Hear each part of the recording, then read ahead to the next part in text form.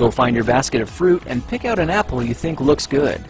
Now, using a sharp cutting knife, carefully cut the apple at a slight diagonal so that it slices right through the center of the apple core. While we're here, let's save 2 of the seeds because we'll be needing them later. Now that we've got our 2 halves, let's take the side that still has the bottom attached and place it face down on a cutting board. We'll need to place 2 butter knives perpendicular with the top and bottom of the apple. Now we can carefully cut down along one side of the apple core until the knife bottoms out on our makeshift spacers, then use the spacers as a guide to gently cut in from the side. When the 2 cuts meet, you'll have an apple wedge that pops right out. And while we're here, let's cut a piece from the other side the same way.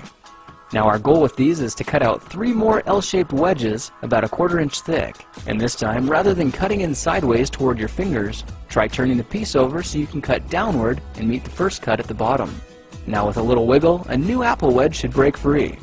If you repeat the process 2 more times, then stagger the pieces back together, the effect is a beautifully layered wing.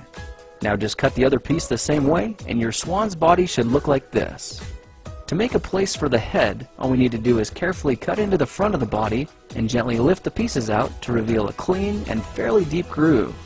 At this point, we can go ahead and grab the other half of the apple and place it between the butter knives like before. But this time, we're just going to use them as spacers to cut an even slice off the bottom. You can see that repeating this process 3 or 4 times gives us a nice variety of shapes and sizes. Now look for a piece that resembles a heart that's been slightly flattened on top. All it takes to form the swan head is 3 strategic cuts with a knife.